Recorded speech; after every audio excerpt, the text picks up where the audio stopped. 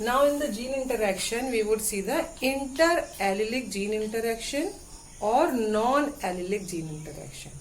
इसके पहले जो हमने कोडोमिनेंस या इनकम्प्लीट डोमिनेंस पढ़ा था, these are the examples of the intra-allelic और सिर्फ एलिलिक जीन इंटरेक्शन. आप समझ गए ना उसका क्या मतलब है कि दोनों एलील्स जीन के प्रेजेंट हैं होमोलोगस क्रोमोसोम के ऊपर और सेम लोकेशन पे. वो आपस में किस तरह से एक दूसरे को इफेक्ट कर रहे हैं, कैसे एक दूसरे का एक्सप्रेशन सप्रेस कर रहे हैं, या दोनों ही एक साथ आ रहे हैं, है ना, या दोनों का कुछ पार्शियली एक दूसरे को सप्रेस कर पा रहे हैं, हाइड कर पा रहे हैं, जैसे कि इनकम्प्लीट डोमिनेंस में. तो वो सब क्या थे, इंट्रा एलिलिक या सिर्फ एलिलिक जीन इंटरेक्शन, क्योंकि वो होमोलोगस पेयर ऑफ क्रोमोसोम के ऊपर एक ही लोकस पे प्रेजेंट है. अब दूसरे टाइप का इंटरेक्शन है, वो है inter allelic gene interaction. Inter वो था इंट्रा, ये है इंटर एलिलिक जीन इंटरेक्शन, या इसको बोलते हैं non allelic gene interaction as well. Non allelic means they are not present on the same homologous chromosome, और अगर homologous chromosome के ऊपर present है तो not on the same locus. Okay, कैसे, सपोज ये क्रोमोसोम है, these are the homologous chromosome. Okay, तो एक जीन प्रेजेंट है यहाँ पर दोनों अपने एलील्स के साथ, तो ये किसको इफेक्ट करेंगे, दूसरे होमोलोगस क्रोमोसोम के ऊपर प्रेजेंट जीन्स के इफेक्ट को. Isn't it? तो ये क्या हो गया, इंटर एलिलिक और नॉन. ये दोनों एलील्स नहीं है, एलील क्या होंगे, ये दोनों एलील हैं. बट अब ये दूसरा सपोज कलर, अब suppose we are seeing the colour of the flower, तो ये है white colour of the flower और ये है yellow colour of the flower. तो ये येलो कलर और व्हाइट कलर, येलो दूसरे वाले क्रोमोसोम पे प्रेजेंट है, तो दे आर नॉट एलील्स, है ना. एलील क्या होंगे, एक ही कैरेक्टर के दो अल्टरनेटिव फॉर्म. तो white colour of the flower के दो अल्टरनेटिव फॉर्म है, तो ये एलील्स हुए आपस में. ये yellow colour of the flower with two alleles, they may be the dominating और रेसेसिव और heterozygous condition, one dominating one recessive. तो जब when they interact with each other, they affect the expression of each other. That is known as the non-allelic or inter-allelic gene interaction.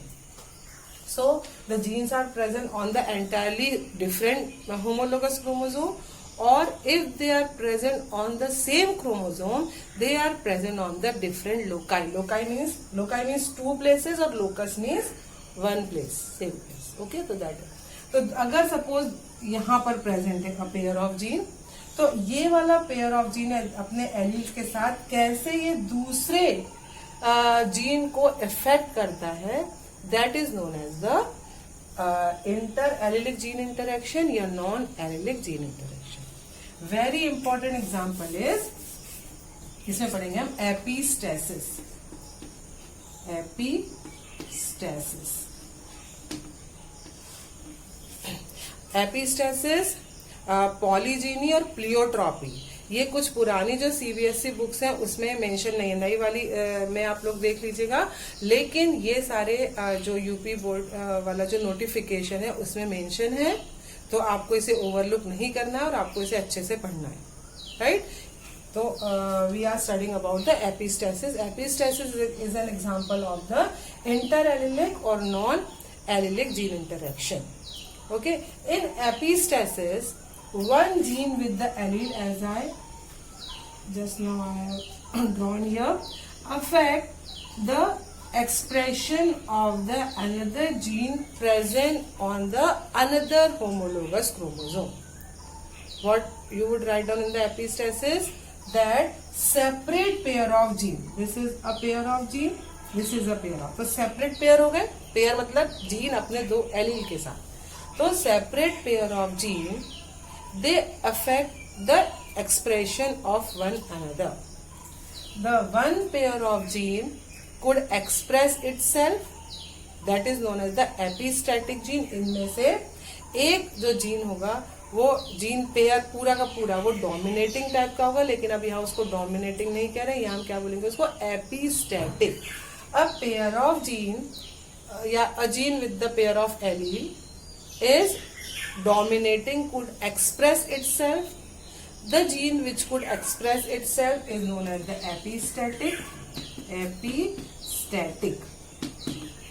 And another which could not express itself in the presence of epistatic gene, that is known as the hypostatic. समझ गए कि अगर एक gene present है in the dominating form और recessive form वो दूसरा, पर अगर एक जीन प्रेजेंट है तो उसकी प्रेजेंस में दूसरा जीन पेयर अपने आप को एक्सप्रेस नहीं कर सकता है. This condition is known as epistasis. The gene which could express itself is known as the epistatic gene. The another gene with two allele which could not express itself is known as the hypostatic gene. We can understand this term with the example of the flower color in Cucurbita pepo, commonly known as the pumpkin. हम लोग epistasis का example देखने जा रहे हैं Cucurbita pepo में. Cucurbita pepo और pumpkin, इसका कॉमन नेम होता है पंपकिन, मतलब कद्दू जो रहता है ना वो. 2 colors of flower are there. W is for the white color, तो ये W भी हो सकता है, W भी हो सकता है, W भी हो सकता है. ओके, W होगा तो इसमें कुछ दूसरा कलर आएगा which we would see right now. Okay, तो व्हाइट कलर के फ्लावर के लिए, व्हाइट कलर का अगर फ्लावर होगा किसी भी कुकुरबिटा पीपो का, अगर मैं व्हाइट कलर का फ्लावर दिख रहा है तो what would be its genotype? Its genotype is rather both the capital W और कैपिटल W और स्मॉल w. इस केस में अगर ये जीनोटाइप सेटअप है तो the colour of the flower would be white. Right. दूसरा कलर का फ्लावर होता है yellow. Y is for the yellow. ये दूसरा है जो दूसरे क्रोमोसोम के ऊपर प्रेजेंट है इसके जीन. राइट. तो ये अगर कैपिटल वाई है तो येलो कलर का फ्लावर दिखेगा. कैपिटल वाई स्मॉल वाई है तो हमें येलो कलर का फ्लावर दिखेगा. ये दो जीनोटाइप है येलो कलर के फ्लावर के लिए और ये जीनोटाइप है हमारे व्हाइट कलर के फ्लावर के लिए. ठीक है.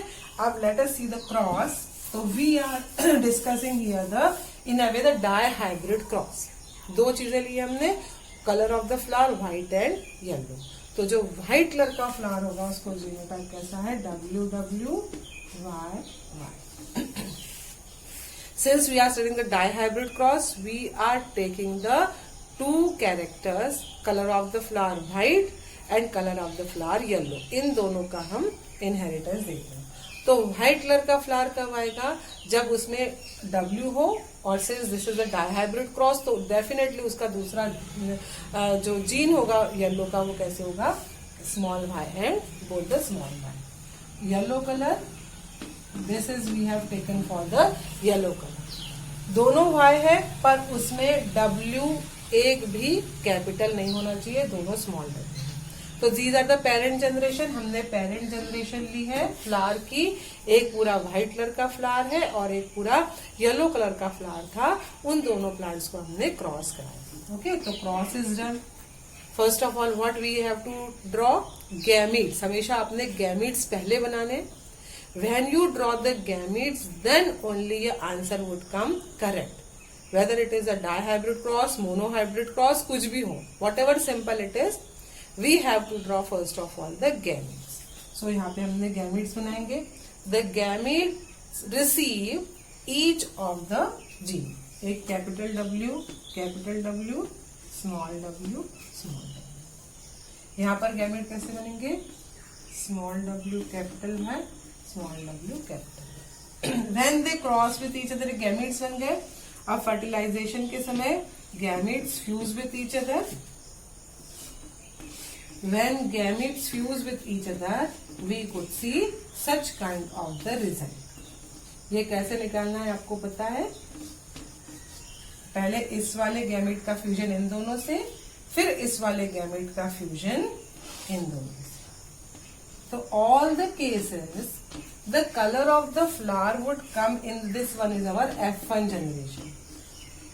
F1 generation में all the flowers are white color because W is the epistatic gene and in the presence of capital W Y although it is in the dominating condition, ये दूसरा trait है, दूसरे chromosome पे present है, लेकिन जब तक कैपिटल W प्रेजेंट होगा कैपिटल Y अपने आप को एक्सप्रेस नहीं कर सकता है because Y is the hypostatic gene in case of the Cucurbita pepo. Right, तो F1 जनरेशन के सारे फ्लावर कैसे दिख रहे हैं हमको? All the flowers are white although Y is present but Y could not express itself. All the plants are white in color. Now let us see the F2 generation. Okay, so F2 generation में क्या करेंगे? F1 generation plants are taken as parent. तो उनका genotype क्या था? Capital W small w capital Y small y. ऐसे यहाँ पर ओके और हमें पता है in F2 generation dihybrid cross जब हमने वहां पर मेंडल के भी इंडिपेंडेंट अजॉर्मेंट में देखा था. So we have seen 4 kind of the gametes form, all kind of the combinations, 4 kind of gametes form and we shall get the 16 results. Okay, वहां पे हमने देखा था colour of the seed and shape of the seed ना, round and wrinkle and yellow and green, उसी तरह का dihybrid cross है. So gametes 4 kind of gametes would form. Capital W capital Y के साथ आएगा, कैपिटल W स्मॉल y के साथ आएगा, राइट. फिर स्मॉल w कैपिटल Y के साथ, स्मॉल w स्मॉल y. इस तरह के डाई हाइब्रिड क्रॉस में हमेशा 4 तरह के गैमेट बनते हैं. मोनो हाइब्रिड क्रॉस में 2 तरह के गैमेट, ऐसे ऐसे करके हमने एक क्या लिखा था. तो डाई हाइब्रिड क्रॉस में हमेशा 4 तरह के गैमेट, 4 तरह के से द मेल गैमेट और 4 तरह के female gamete. Capital W capital Y के साथ, small w capital Y small w small y. दोनों कैपिटल Y का कॉम्बिनेशन दोनों Y के साथ, एक बार कैपिटल W कैपिटल Y के साथ, एक बार कैपिटल W स्मॉल y के साथ. तो Y के दोनों कॉम्बिनेशन हो गए. अब स्मॉल w पे आओ, स्मॉल w कैपिटल Y के साथ, स्मॉल w स्मॉल y. इस तरह से 4 टाइप के गैमीट्स बनेंगे. अब ये गैमीट्स आपस में फ्यूज होंगे तो किस तरह से this we can draw with the help of the Punnett square. Punnett square में क्या करते हैं? We write down the one side male gamete and one side female gamete.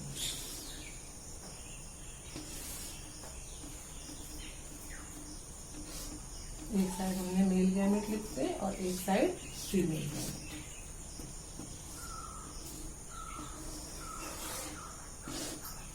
Suppose here we are writing down the male gamete, capital W capital Y capital W small y. ठीक है, फिर small w capital Y small w small y. से these are the male gamete. और वहीं दूसरे side पे we will write down the female gamete. वो भी female gamete also same, capital Y capital W capital Y capital W small y. Okay, small w capital Y small w small y. These are the female gamete. अब cross करा देंगे, isn't it? पहले हम इस वाले gamete को लेंगे and this will fuse with all 4. Okay, so capital W capital W capital Y capital Y. You also can do by your own.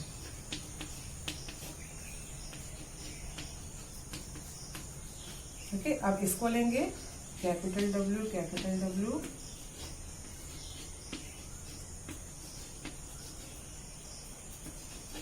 Small w small.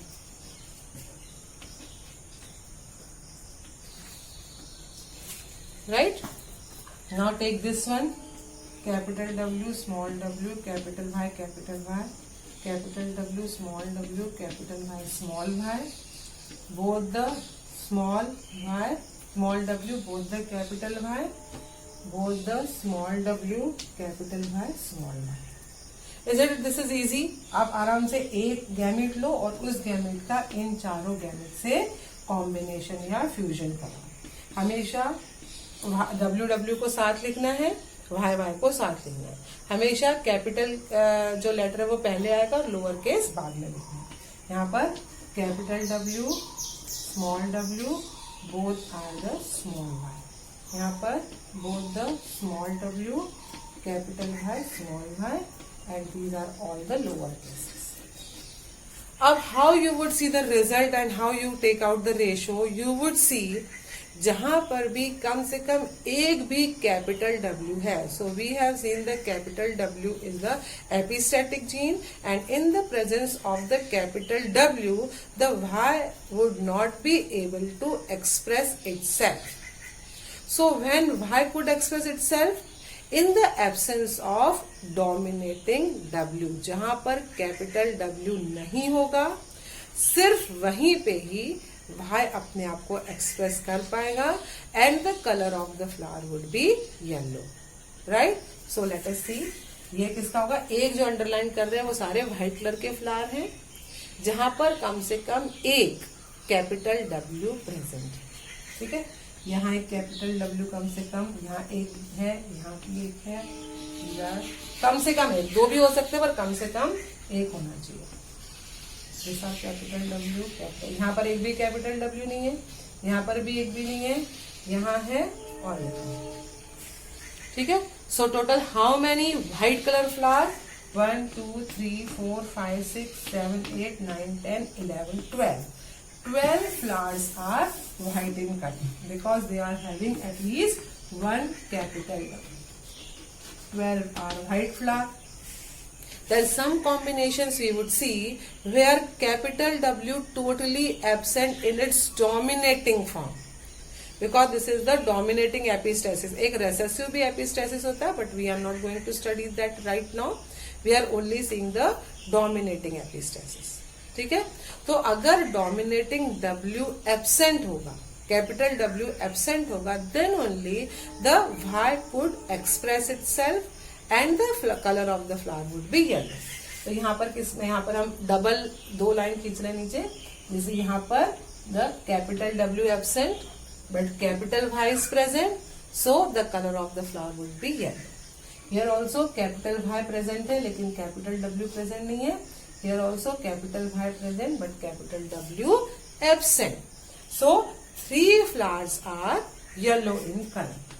3 flowers yellow. क्यों yellow है आपको बताना? क्योंकि yellow के लिए कम से कम एक कैपिटल Y चाहिए, बट वो कैपिटल Y अपने आप को कब एक्सप्रेस कर पाएगा? जब कैपिटल W एब्सेंट है, right, because we are studying the epistasis and W is the epistatic gene. Here both are the lower cases, both small w, both small y. So यहाँ पर न ही y आ पाएगा और न येलो आ पाएगा, न ही white. अगर इस तरह का जीनोटाइप होगा तो colour would be green, because they would not able to produce the colour. तो जो वन जो होगा वो फ्लावर किस कलर का होगा? Green colour. ग्रीन कलर का पंपकिन आता है, that is the because of this, right. So what would be the ratio? 12:3:1. हमेशा टोटल 16 होने चाहिए, क्योंकि 8 गैमेट है तो उसके प्रोड्यूस जो आएंगे, रिजल्ट आएंगे, वो 16 आएंगे, isn't it? ऐसे whatever we have seen the in the dihybrid cross 9:3:3:1 16 हुए. यहाँ पर भी 12:3:1 टोटल 16 इन F2 जनरेशन, राइट. तो यहाँ पर F2 जनरेशन का रेशियो क्या है? 12:3:1. 12 white flower, 3 yellow flower and 1 green flower. So this is the example of inter allelic gene interaction. अगर आता है या नॉन एलिलिक जीन इंटरेक्शन आता है तो आपको लिखना है एपिस्टेसिस के बारे में, राइट. हेलो स्टूडेंट्स, अब कुछ तरह के जो टर्म्स हैं which is also important in the genetics, वो भी वी हैव टू स्टडी. ऐसे एक टर्म आता है pleiotropy. Pleiotropy and polygeny. Okay, ये दोनों ही टर्म्स हैं, आप लोगों को उसको आपको प्रिपेयर करना है. तो ये भी डिफरेंट टाइप के जीन इंटरेक्शंस हैं. ओके, तो one of the such kind of gene interactions is pleiotropy. So what is pleiotropy? Pleiotropy means when one gene controls more than one character. Otherwise हमने क्या देखा था, one gene controls generally or determines only one character, like the color of the seed, या shape of the seed, या color of the plant, height of the plant, is color of the flower, इस तरह से. But when one gene controls or determines more than one character, that is known as the pleiotropy. Okay, its example is sickle. यहाँ पर आप लोग definition लिख लोगे. When one gene determines or controls more than one character, one traits, that is known as the pleiotropy. Example, sickle cell anemia. इसका example है sickle cell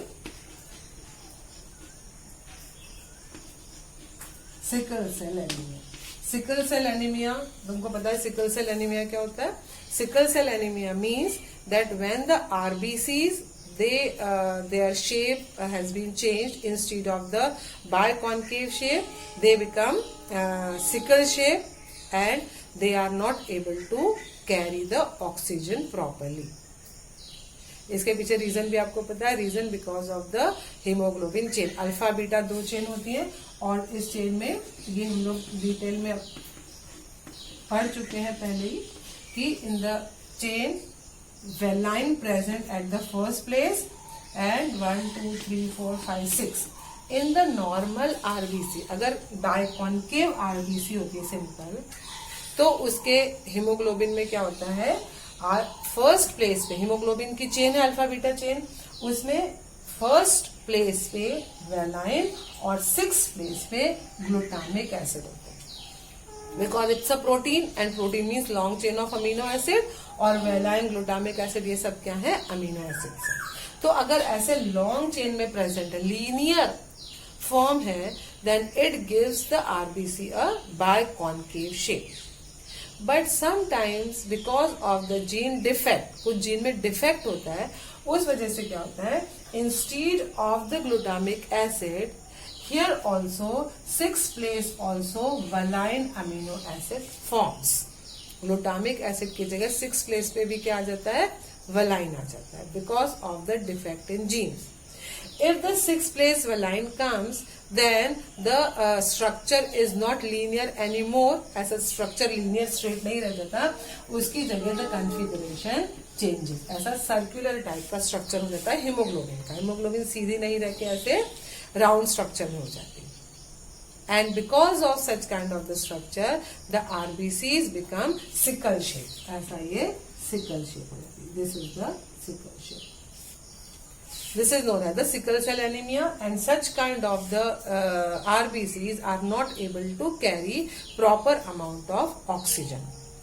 Okay, anemic होते हैं ऐसे जनरली, जिनका sickle cell anemia होता है वो लोग anemic होते हैं.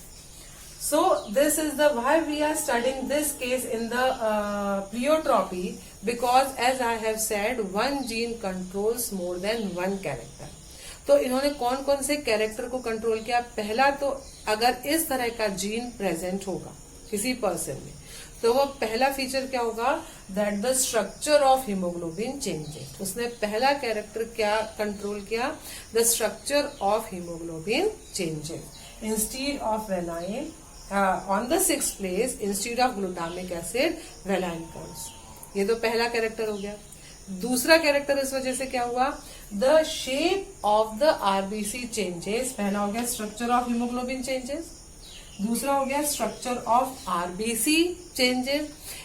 Means they are not biconcave any more, they become sickle shape. ऐसा सिकल शेप हो जाता है. ओके, तो this is the second. And what is the third trait, that the persons, those who have the sickle shaped RBCs, they are resistant to malaria disease, because the malaria pathogen, we are knowing that is the plasmodium, would not be able to enter in such kind of the RBC. वो sickle cell RBC में enter नहीं कर पाता है. तो such kind of the people, they are resistant to malaria. तो third क्या हो गया हमारा, resistant to malaria. मलेरिया जो डिजीज होती है उससे ये रेजिस्टेंट होंगे। इसलिए तो 3 टाइप के कैरेक्टर्स एक ही जीन कंट्रोल कर रहा है, the structure of haemoglobin, structure of RBC and resistance to malaria. तो that is why this is the example of the pleiotropy. उन पर्सन को मलेरिया नहीं होता। Okay, so this is the example of pleiotropy. Similarly, one more term comes, that is the polygyny. Polygyny, again the name denotes, बिल्कुल ये एकदम contrary है pleiotropy के। This is the polygyny. Polygyny means when one character is controlled by more than one gene. Pleiotropy में हमने क्या पढ़ा था, जीन एक था, ओके, और वो controlling more than one character. Polygeny में क्या है, वन कैरेक्टर है, वन ट्रेट है, एंड दिस वन ट्रेट और character is controlled by more than one gene. This condition is known as the polygene. Polygene में आपको क्या करना है, जीन ज्यादा है, polygene, gene more and character one. और प्लियोट्रॉपी में आपको क्या करना है, gene one, okay, and it is controlling more than one trait. So polygeny is example, skin colour in human, skin colour in human, okay. जैसे skin colour in human is तो क्या बोलेंगे उसको, quantitative kind of the trait है। कभी भी हम skin colour में बहुत सारे ऐसी रेंज होती है। In the human being skin colour because of the melanin, depend करता है कि how much melanin is producing in our skin, and accordingly the people they have the skin colour. अगर ज्यादा पिगमेंटेशन, ज्यादा अगर मेलानिन बनेगा तो कलर बहुत डार्क होगा, और अगर कम मेलानिन बनेगा तो वो धीरे धीरे फेयर होते जाएंगे। तो मेलानिन प्रोडक्शन के लिए 3 genes are responsible. One character है कलर ऑफ द स्किन, पर उसके लिए 3 genes are responsible. Depending upon these genes are present whether in the dominating condition or recessive condition, accordingly the melanin is produced, and accordingly the person would be having the complexion, कि उसका complexion dark है या wheatish है या एकदम white है, fair है, all these things. So the color of the skin is controlled by the 3 genes. Say these genes are A, B and C. Okay, ये 3 genes है with the alleles. Allele क्या हो सकते हैं, AA हो सकता है, AA हो सकता है, AA हो सकता है, B भी दोनों होमोजाइगस हो सकते हैं, डोमिनेटिंग, होमोजाइगस रेसेसिव हो सकते हैं, या हेट्रोजाइगस कंडीशन हो सकती है। This is the heterozygous condition and this is the homozygous recessive. Similarly C gene भी अपने ऑल द 3 अल्टरनेटिव फॉर्म के साथ प्रेजेंट है, एलील्स के साथ प्रेजेंट है। Both the alleles can be dominating, one allele dominating one recessive, और both the gene recessive. अब depending upon what kind of the combination present, the human beings are having the complexion और द skin colour. Okay, एक case क्या हो सकता है, all the genes are dominating, all the genes are in their dominating form, homozygous dominating, सब dominating है, all the 6 alleles are dominating, तो ये पर्सन होगा बिल्कुल बहुत ज्यादा black, we can write down black, the person would be black.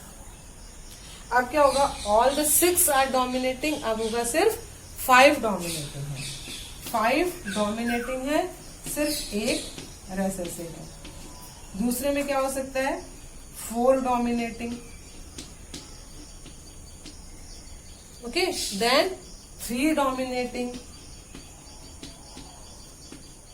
Then only 2 dominating,